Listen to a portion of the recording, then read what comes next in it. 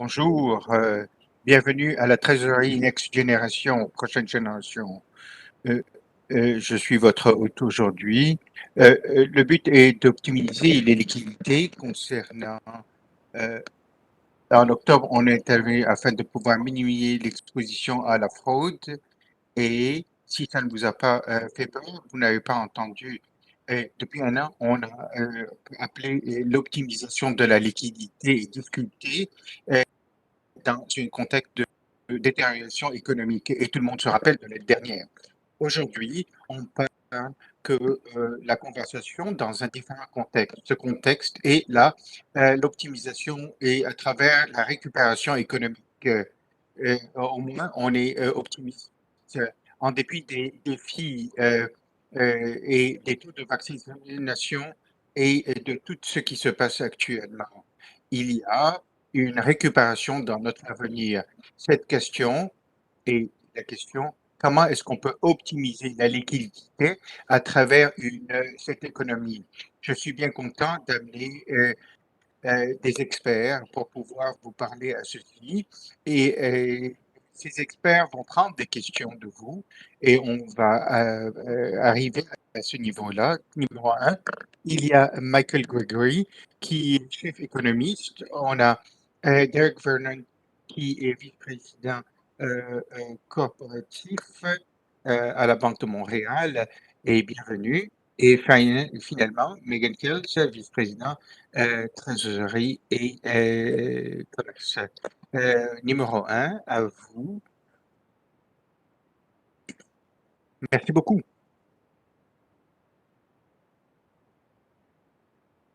Vous étiez en train de parler de récupération euh, et actuellement, on commence les nouvelles de l'économie qui continuent avec 5,5% annualisé comparé à plus de 3% de contraction dans les dans les trois derniers. Mais aux États-Unis, ils ont augmenté 6,5%, juste à exploser à 2% dans le troisième trimestre. Maintenant, ce genre de choses que nous voyons des deux côtés de la frontière reflètent les mêmes facteurs. Numéro un est la recouverte et l'économie après la pandémie et les restrictions. Et numéro deux est l'impact des ce qui se passe actuellement à la croissance économique solide qui s'en vient. Et l'effet que nous pouvons voir actuellement dans ce facteur dépendamment de la complexité des choses. Et la clé ici, ce qui se passe, et ces deux facteurs vont continuer c'est l'inflation, c'est les taux d'intérêt. Et c'est ça ce qu'on va parler dans les 15 prochaines minutes, 10-15 prochaines minutes. Et on va commencer par la pandémie elle-même. Et de cette perspective ici, l'arrivée de euh, des l'arrivée de l'hiver là, avec une nouvelle variante et la variante du Delta, et vous avez mentionné avec le nouveau problème que nous avons. Et pour être clair,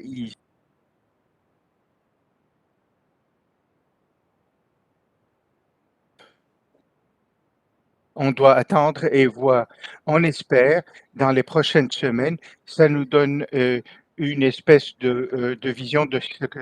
Et entre-temps, ce qu'on voit actuellement en Europe, ça commence à... On est en train de voir beaucoup plus de restrictions qui sont réintroduites, même un lockdown dans certains pays. Et comment est-ce qu'on va faire les choses en Amérique du Nord n'est pas certain.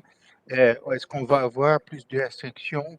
Non, je doute que nous allons avoir la même chose avec le taux de vaccination qui est assez important. Et, mais qu'est-ce qu'on voit?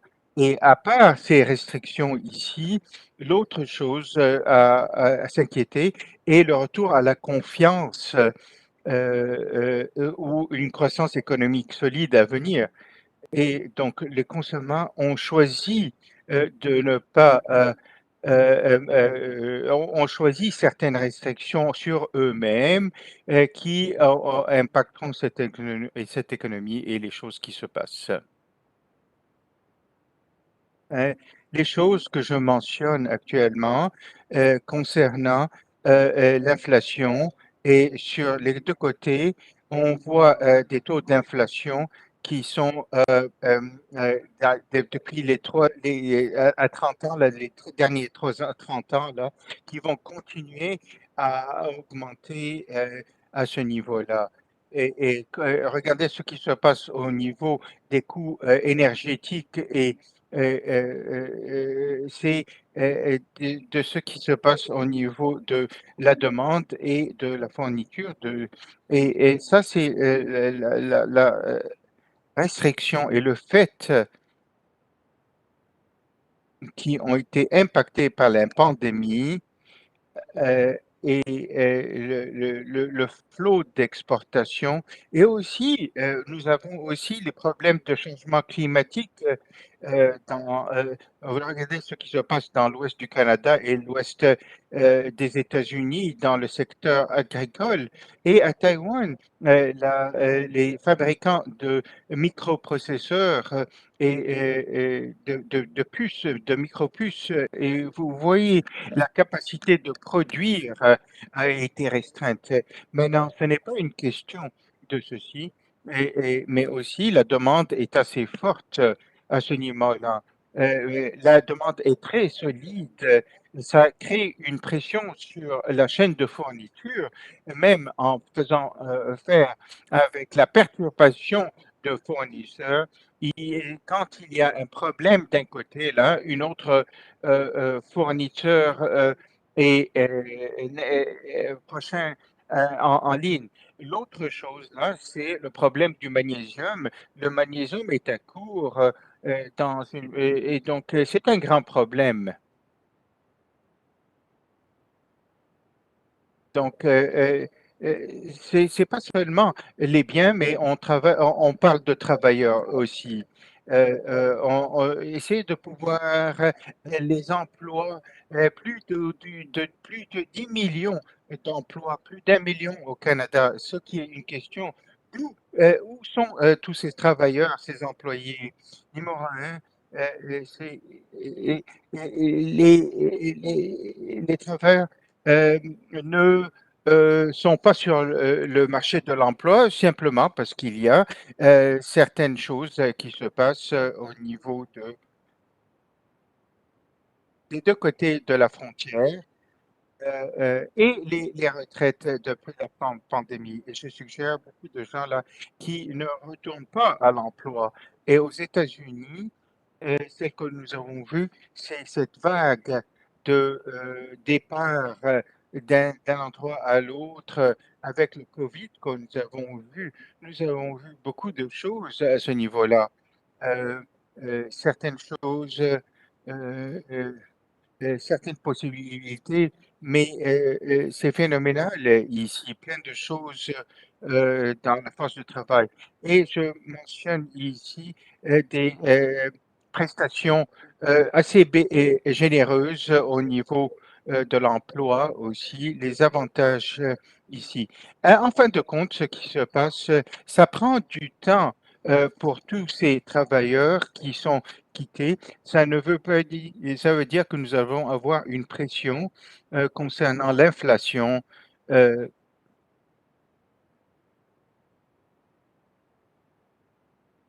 et c'est là où on doit voir les choses. Et l'économie elle-même.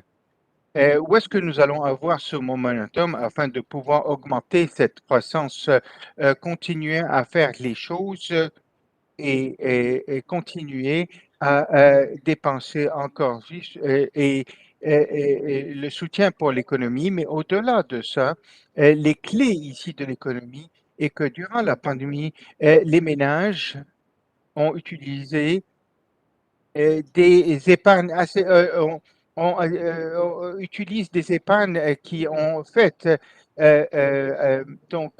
ces chiffres-là, plus de 92 milliards de dollars d'épargne, euh, plus de 2 trillions aux États-Unis. Certains de cet argent est une épargne permanente des deux côtés de la frontière. Et on voit des deux choses là. La majorité est toujours là. L'argent disponible, euh, mais aussi c'est un besoin où les consommateurs veulent continuer à payer des prix plus importants. Euh, la- c'est une, une demande qui est conduite par l'inflation. euh, et on voit aussi ce qui se passe au Canada, qui, dans le cas de la Banque du Canada, est la clé qui est ici au niveau de l'inflation. Ici, en regardant au résultat, je pense que c'est assez fort ici. Nous avons des investissements institutionnels, gouvernementaux, des dépenses rapidement, consommateurs qui augmentent et les liquidités aussi dans leurs épargnes. Et ce qui veut dire il y a une croissance relativement importante des deux côtés de la frontière et même que le Canada est un peu en retard, va s'améliorer au Canada, probablement à cause des restrictions. Et résultant, on a un peu plus de levée avec la levée des restrictions. Il va y avoir un impact qui est nettement plus important à l'économie. Résultant de ceci, là, nous allons avoir, nous serons en bonne position pour l'année prochaine. Avec la nouvelle diapo, et ce que vous voyez ici, en regardant à 3, 4 et 5, c'est bien au-delà des 2% à long terme. En regardant les choses, ça ne va pas mettre le taux de chômage, pas seulement qu'on va avoir avec des taux presque à zéro avant la pandémie, mais aussi on va avoir une croissance l'année prochaine et résultant de ceci, les banques centrales vont se sentir confortables à augmenter les taux d'intérêt, essayer de pouvoir avoir ces liquidités avec des taux d'inflation qui parfois.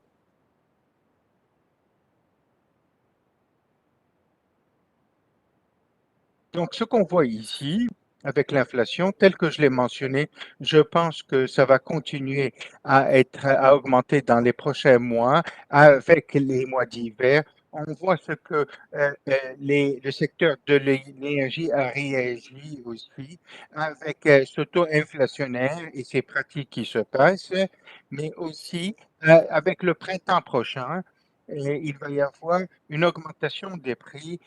Ça ne sera pas l'inflation va baisser et en fin de compte, tout le monde s'attend que les taux vont baisser, mais la question, comment ça va se passer après cette baisse? Euh, En fin de compte, il y a presque 3% de 2%. Résultant de ceci, la poussée et de la tendance des banques qui va renforcer cette idée que soyez préparés, pas seulement à ce que l'hiver s'en va, mais une augmentation de taux d'intérêt. Et pour ma dernière diapo, nous avons ce qu'on est en train de voir ici, que la Banque du Canada va commencer à augmenter les taux d'intérêt l'été prochain et le gouvernement fédéral américain, euh, euh, disons, en automne prochain, mais il va y avoir un niveau neutre des taux d'intérêt. Et le risque net est assez haut et que ces taux d'intérêt qui puisse commencer un peu plus tôt peut avoir un impact nettement mieux. Et je pense que c'est là où on peut voir les choses avec cette courbe ici, et ça indique que c'est au niveau d'expédier la réduction de l'achat d'actifs afin de pouvoir euh, euh, terminer les choses plus rapidement avant de lever les intérêts. Ça, c'est un signal qu'il va y avoir une hausse des taux d'intérêt et tel que le, les fédéraux ont mentionné ici, essayer de pouvoir égaler ses forces et pour pouvoir la pensée que les taux vont augmenter et le risque que ça va augmenter de façon plus rapide que ce que le marché est. Donc, on garde les choses et je passe la parole à ma collègue, Megan. Merci beaucoup, Michael. Les facteurs dans l'environnement ici. Je vais parler une couple de minutes concernant l'incertitude et savoir où est-ce que nous en sommes et qu'est-ce qu'il en est. Le COVID a introduit beaucoup de changements tels que Michael a mentionné dans l'environnement, mais plusieurs de ces buts corporatifs n'ont pas changé durant le COVID. Auraient pu changer un peu, tel qu'on mentionnait au bas de l'écran. Donc, il y a une augmentation concernant le capital de travail, maximiser et créer des infrastructures, maximiser les taux financiers et minimiser le risque.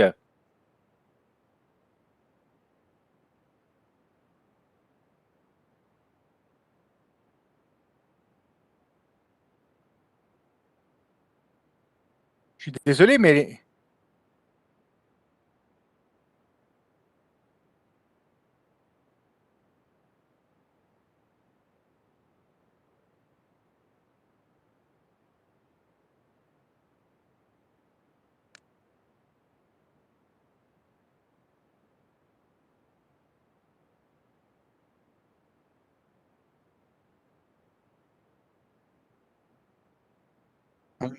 je pense que, prochaine diapo.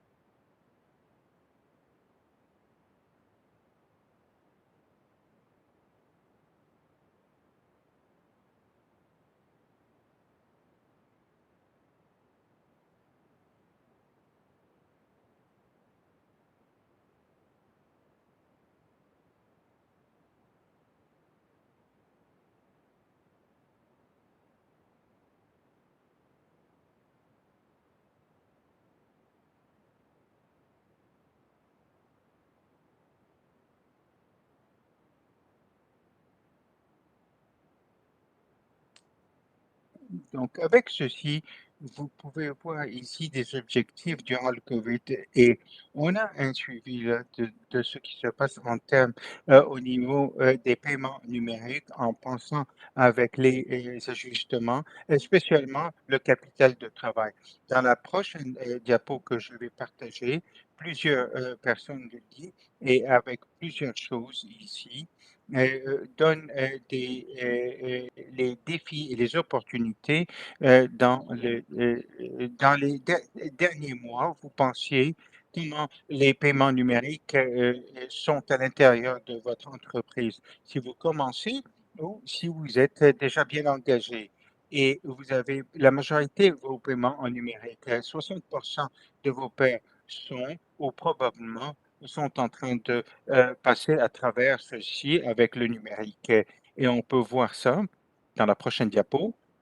Un des avantages bénéfices au niveau des paiements numériques n'est pas surprenant.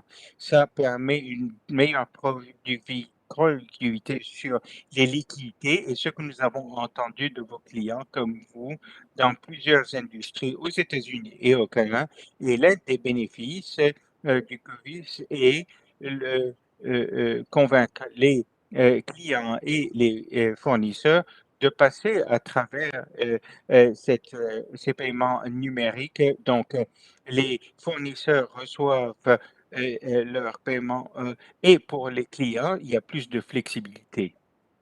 Et avec des enquêtes, il y a la réception de la capacité d'avoir une meilleure image au niveau du capital de travail à travers passer les options électroniques, que ce soit le transfert électronique, que ce soit le transfert interbancaire, et avec ceci, avec les paiements, on a entendu des clients des dernières 18 mois des bénéfices qui excèdent par exemple, la rapidité des épargnes, consolidation, rapidité de la transaction et dans plusieurs cas, des paiements instantanés et des systèmes et un fonctionnement de leur trésorerie nettement mieux. Et en regardant les choses de façon mieux, et ça, c'est l'emploi, les bénéfices de l'emploi. Les paiements numériques sont importants, ce qui veut dire ces activités ici, et ça augmente et améliore les relations transactionnelles et tel que Michael a mentionné, plusieurs d'entre nous ont réfléchi à ce niveau-là et pensé quel aspect des choses qu'ils travaillent dessus et pour pouvoir, dans certaines choses ici, ça a été un bon changement là en changeant le paiement là vers le numérique. Et avec la gestion des liquidités, du entreprise est un travail important. Ça peut prendre, qui prenait du temps avant le COVID. Et là, à ce moment-là, nous avons une simplification des paiements à travers le numérique.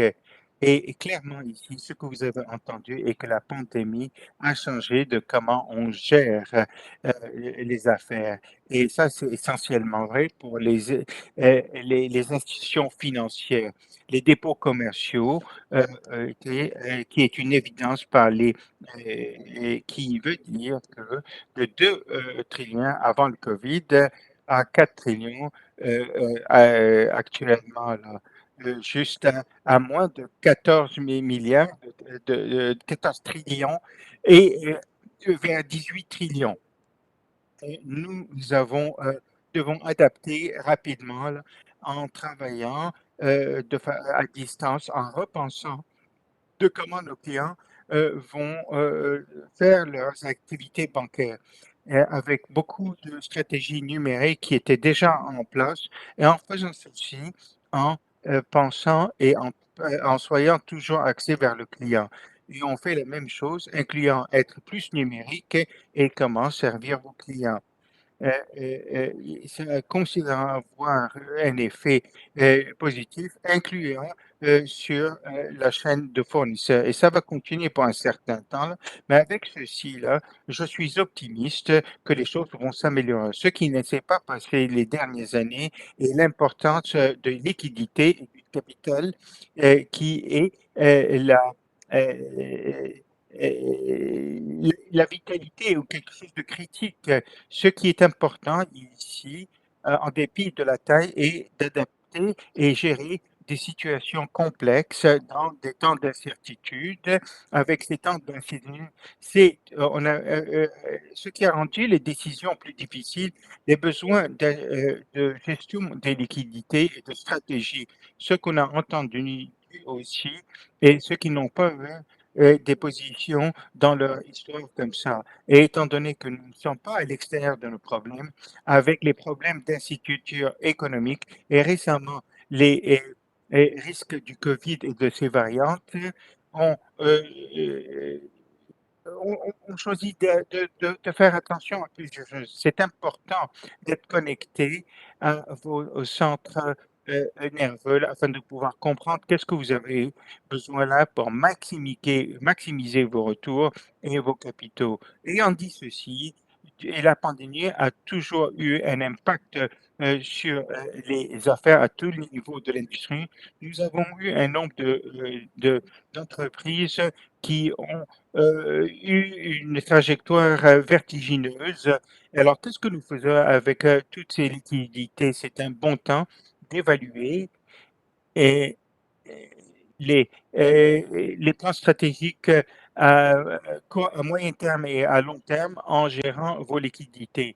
Allant de l'avant de ci, on recommande de continuer à surveiller les choses telles que Michael a mentionné, incluant les taux de la Banque de monnaie qui va commencer à augmenter les taux d'intérêt, suivi par les taux d'intérêt de la Banque fédérale aux États-Unis, en plus aussi de l'évolution des situations de la COVID.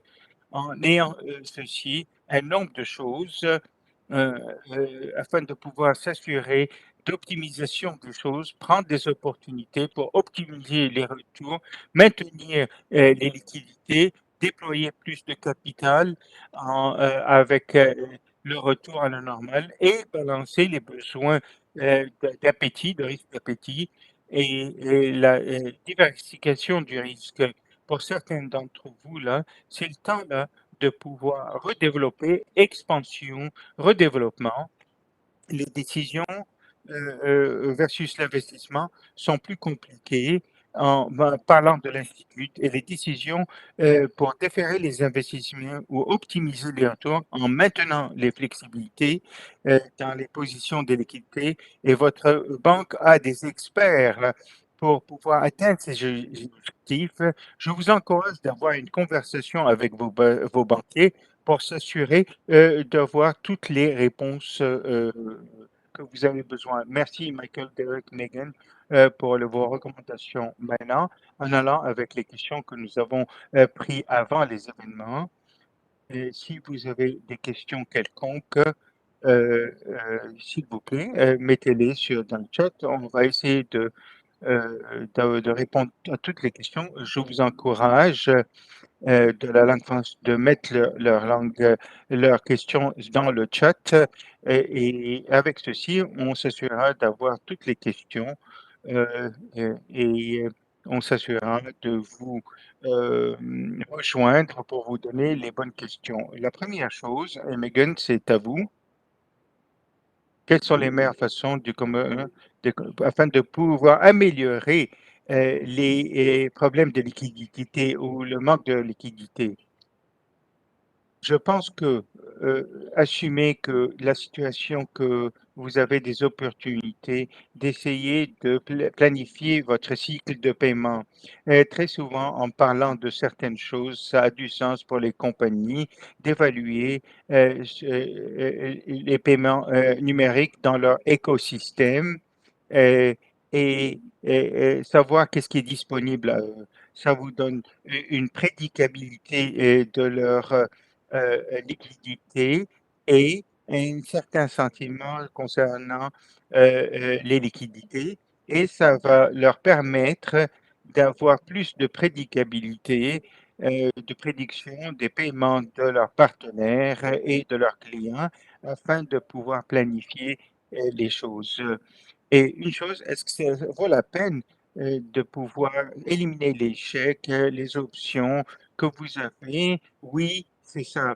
Toutes les compagnies qui se joignent à nous là, sont un peu différentes, mais il est temps concernant l'optimisation des paiements à l'entrée, à la sortie, on vous aide à comprendre les coûts des paiements, l'acceptation que pour vous et pour vos fournisseurs et vos clients, beaucoup plus d'options et plus de contrôle parce que ça vous donne une meilleure compréhension de ce qui se passe, et plus d'informations en termes du système d'acceptation des paiements qui vont éliminer les problèmes dès que vous expérimentez les problèmes de liquidité. La question ici, la réponse est de pouvoir explorer les paiements numériques que vous soyez à vos débuts ou que vous soyez déjà avancé.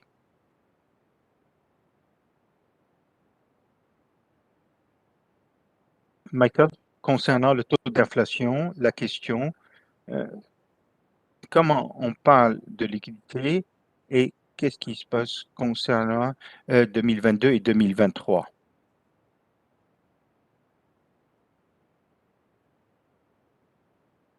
Quand dans ma présentation, j'ai parlé de liquidité, euh, des secteurs à travers l'épargne et à mentionner c'est également la même chose concernant les pertes de liquidité, les balances et à plus d'inflation. On va voir certaines des choses qui vont éroder ici. On va payer pour la force du travail, la production, beaucoup plus à la distribution. Et ces liquidités vont dissiper naturellement. En plus de ça, en addition de ça, en termes de force de vente, et il va y avoir un problème aussi parce que l'économie ne va pas augmenter à 5 et 10% dans les prochaines années qui viennent. Finalement, on a les deux banques centrales qui commencent à augmenter les taux d'intérêt. Et en 2023, ce qui se passe ici, ça va augmenter et ça va elle-même essayer de chercher les problèmes de liquidité en tant que tel. Et donc, il doit y avoir une espèce euh, de stabilité qui va se passer là au niveau de ces paiements. Et Derek, quelles sont certaines des meilleures pratiques afin d'optimiser les liquidités à court terme. Et bien entendu, les choses augmentent. Oui, nous avons entendu parler de ça et Michael est très précis dans ses prédictions. Étant donné les niveaux d'incertitude que nous avons discutés, vous devez être agile afin de pouvoir répondre rapidement. Et c'est une meilleure pratique euh, euh, de garder les liquidités de côté, probablement des investissements à haut rendement avec vos capitales et dépendamment de votre profil, du risque d'explorer d'autres options de revenus. Et pour les clients aux États-Unis, les taux GR, qui sont un peu plus hauts, il y a certains bénéfices économiques afin de pouvoir euh, relativement égaliser ces paiements. À vous, Mecca. Comment la récupération au Canada sera différente des États-Unis? Une couple de points là. Quelle est la différence entre ces deux marchés, ces deux pays? Et qu'est-ce que les compagnies doivent être au courant s'ils opèrent dans les deux endroits euh, pour avoir des stratégies qui sont différentes? Encore même facteur ici de l'économie. Et je pense que la pandémie s'en fout des frontières. Le Canada a vu plus de restrictions et garder en tête potentiellement plus de risques de pandémie. Suite à ces restrictions gouvernementales, mais telles que je l'ai mentionné, même aux États-Unis, et que même sans restriction, l'économie a eu un impact. Et je dois dire, du côté de la frontière, l'exposition du Canada concernant ces secteurs est un facteur. Et qu'est-ce qui se passe avec les prix de l'énergie va affecter les résultats avec les taux d'intérêt plus tôt que les États-Unis. Au Canada, on va essayer d'avoir ce momentum qui augmentera plus dans le secteur d'énergie. Et je pense, en regardant quelle est la différenciation et pourquoi ça doit persister, et qu'on voit plus d'inflation salariale aux États-Unis qu'au Canada. Et je pense que un peu plus difficile à trouver des travailleurs, un peu plus une production, garder en tête aussi que je suis désolé, mais la communication est très, très, euh, le flot d'énergie qui, qui s'est passé à cause de cette pandémie. Et donc, tel que nous le savons au Canada, euh, euh, en fonction de cette immigration, je pense que la dynamique sera plus résultante à une croissance économique. Mais on a des taux de croissance en dedans d'un demi% entre le Canada. La différence euh, à part l'environnement régulatoire est assez similaire. Mais encore une fois, ça c'est de la perspective économique. Je ne pense pas que ce sera un grand problème. Alors, en continuant actuellement concernant les taux d'augmentation, euh, avec les prédictions actuellement, vous voyez plein de choses dans le secteur banquier. Qu'est-ce que vous devez voir actuellement de façon simple qui va nous mener à une indication que les taux vont commencer à changer?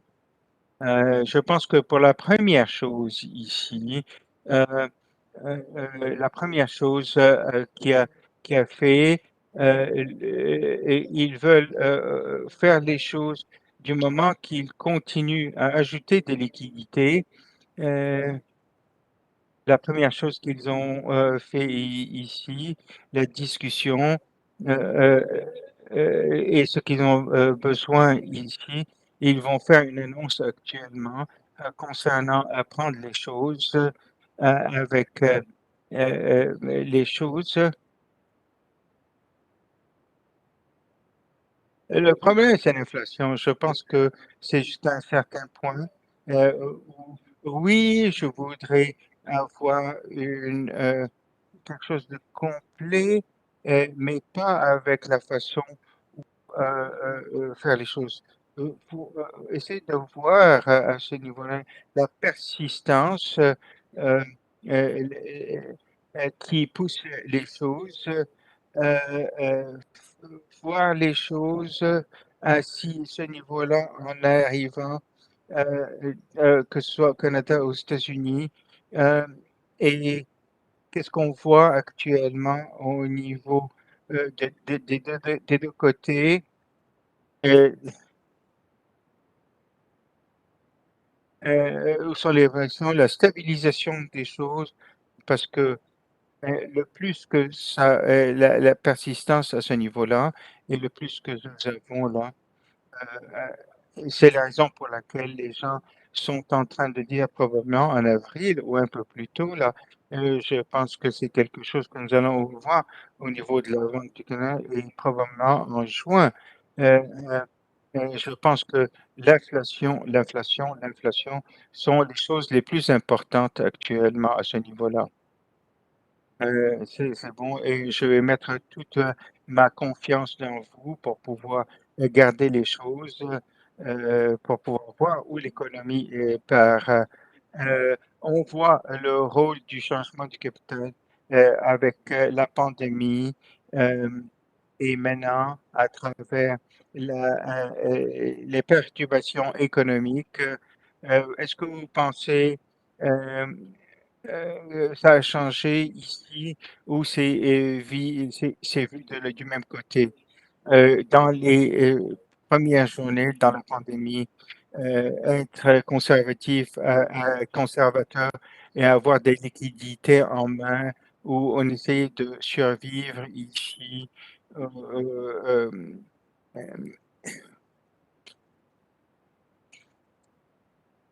euh, euh, euh, on essaie de pouvoir opérer de cette façon. On a vu le rôle du capital qui est dicté par les perturbations qui se sont passées à ce niveau. On a vu ces changements, on a vu comment ça opère et en incluant là, la numérisation euh, qui est une accélération massive de l'interaction à travers tout le cycle, euh, les approches que de comment traditionnellement on fait les choses. Et je dois dire ici, les compagnies ont dû déployer des ressources pour soutenir les efforts, l'efficience qui est assez importante et dans certains cas, il devait mettre une pause sur les capitaux ou l'expansion. Et je vois ici des plans plus optimistes pour plusieurs options que les compagnies ont, qui est important de garder les choses telles que Michael a mentionné.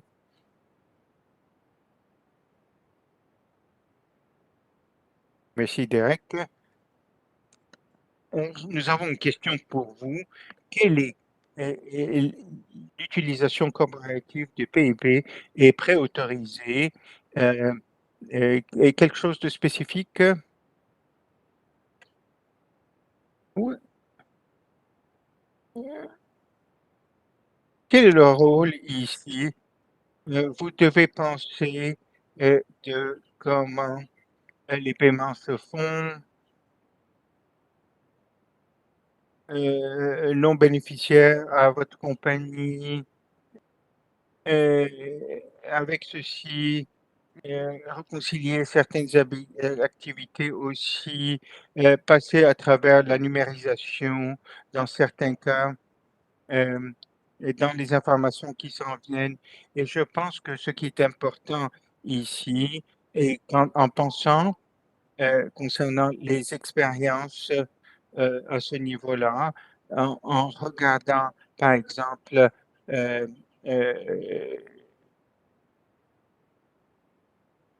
euh, ça, c'est là où nous en sommes au niveau français et l'évolution ici, c'est là où nous avons des problèmes. Et donc, la façon dont nous pouvons procéder euh, euh, à, à changer les données pour pouvoir faire ces problèmes. Chaque compagnie utilise qui est il y a ce genre de... Vous parlez, par exemple, la numérisation à 100%. Quelle est la chose la plus difficile à avoir? Est-ce que ça vaut la peine pour pouvoir euh, faire ça? Maintenant, Eric, je pense que ça vaut la peine et la raison pour laquelle ça vaut la peine, euh, apparemment là, pour le futur, concernant ça décliné 6% et le pire des choses où on doit dire concernant les choses, parce que l'environnement est bon pour pouvoir passer, que ce soit avec les fournisseurs, les partenaires, euh, et, dans les, et aller avec ceci. Et pour la majorité des choses, euh, la convaincre dans certains cas, euh,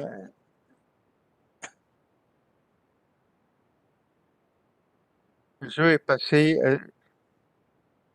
de pouvoir passer à ça et de pouvoir faire les choses le plus vite possible.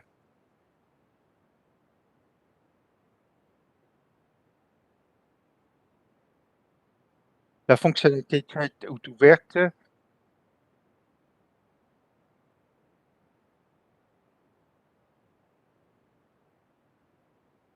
Vous avez terminé avec inflation, inflation, inflation. Et je pense que euh, la question ici, à travers les problèmes ici, et voir les choses de cette façon,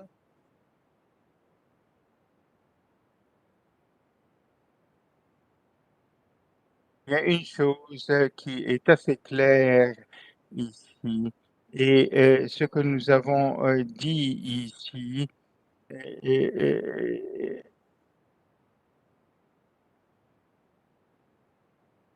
ça prend du temps, mais voir les choses ici, on commence à voir des facilités de bâtir des microprocesseurs ici au Canada, la production ici au Canada.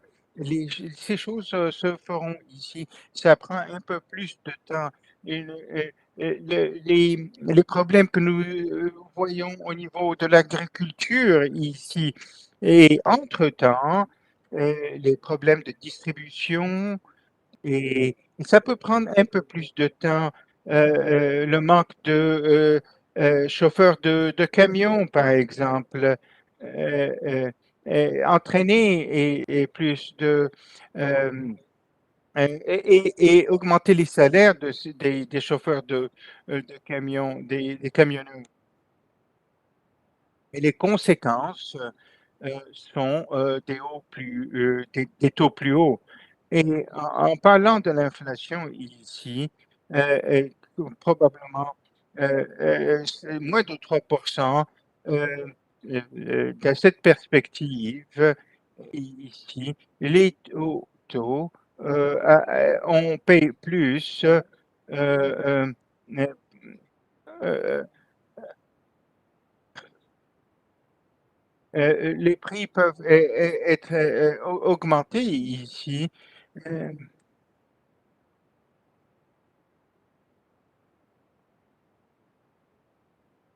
les prix sont ici pour rester et c'est ironique.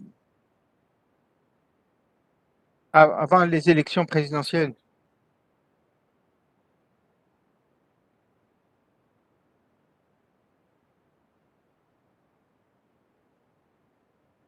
et c'est ce qu'on l'a vu ici, et amener les choses, le fait est que si tôt avoir ceci, et ça ne va pas quitter. Et donc, ça, c'est quelque chose, on doit vivre avec. Et encore une fois, en faisant affaire avec ça, avec ces manques et les perturbations avec les, ce qu'on va résulter, ce qui va résulter sont des coûts qui sont nettement plus hauts. Merci pour ce message. Je l'ai noté dans plusieurs choses. À vous.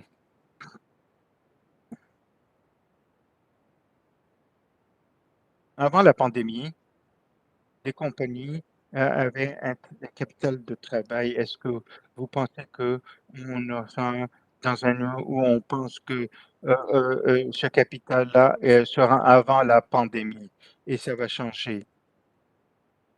Je suis désolé, mais la communication est vraiment de mauvaise qualité du côté comment les choses sont. Je pense que je ne vois pas les choses qui s'améliorent. Mais encore une fois, ça concernant l'accélération, la façon de procéder, les perturbations sont ici pour rester. Euh, euh, on espère que la perturbation des fournisseurs va s'améliorer avec le temps, mais en y pensant, avec le travail, la pandémie et ce qui s'est passé, pensant de combien rapidement toute notre équipe a été innovatrice, comment nous étions présents pour les clients. Et ce que j'ai appris de cette expérience, et plusieurs réfléchissent de la même façon, c'est en se concentrant bien, on peut accomplir de belles choses et les faire de façon plus agile. Plutôt que, et avec ce changement rapide va continuer, je pense que ça va continuer l'accélération pour les années à venir. Et nous sommes dans une nouvelle normale.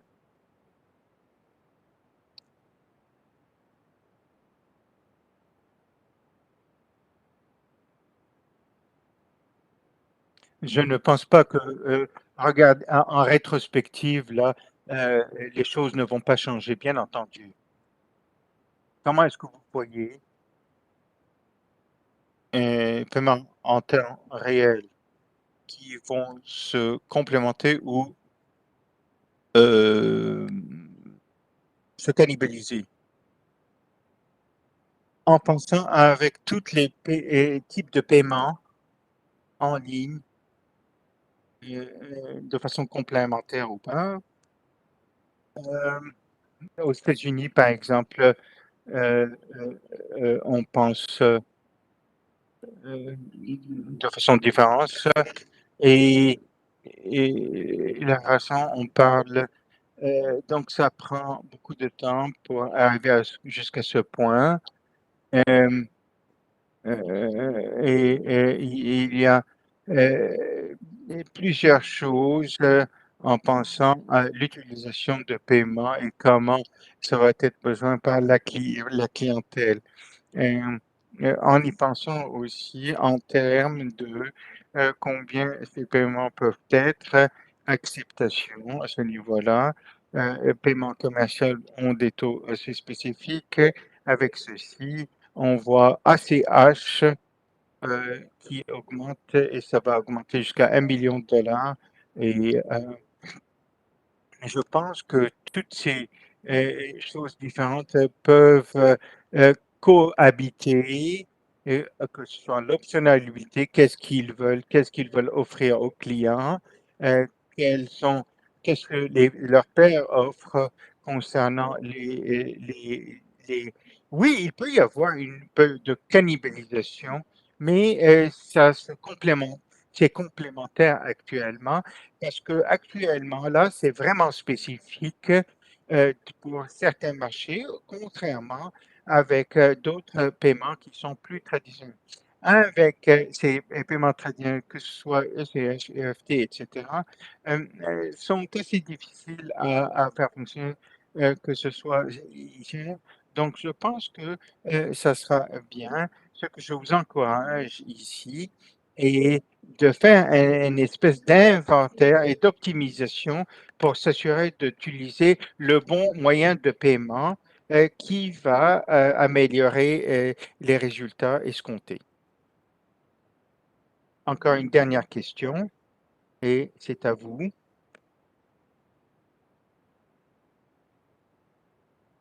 Améliorer les liquidités. Est-ce que paiement numérique est différent que les payables? Comment est-ce qu'on fait les choses? C'est assez similaire à la dernière question. Je pense que le genre de paiement a un but assez spécifique, quelles que soient les choses. Mais par contre, je pense qu'ils ont toute leur place en termes de comment vous voulez faire votre paiement, l'heure entrant et sortant.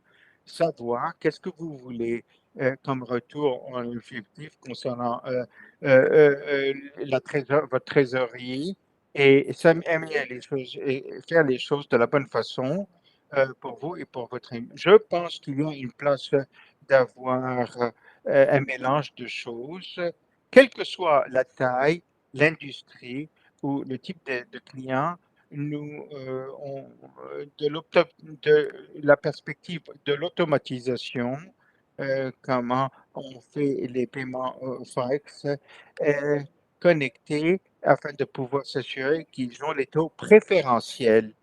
Donc, ça dépend de comment les choses, comprendre le but, quelle est la somme, est-ce que ça, quel est le temps et quelles sont les attentes et quel genre de paiement afin de pouvoir permettre ça. Et ça vous permet d'avoir la meilleure valeur disponible. Alors, si on n'a pas répondu à toutes les questions, euh, s'il vous plaît, parlez avec votre représentant. Je voudrais remercier Michael, Derek et Megan pour avoir partagé avec nous vos idées. Michael, je prends Inflation, inflation, hein, inflation, et je dois vous dire que ça me fait peur un peu. Merci de vous être joints à nous.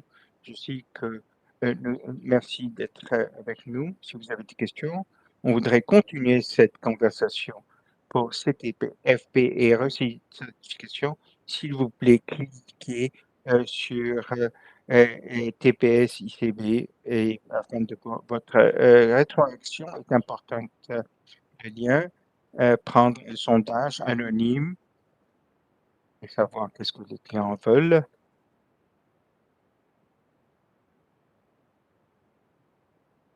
Vous allez recevoir un courriel et un sondage. Merci. Merci.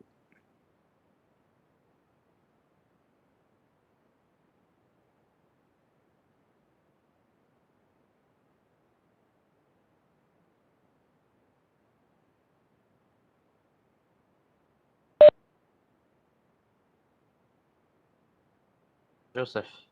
Oh, he left.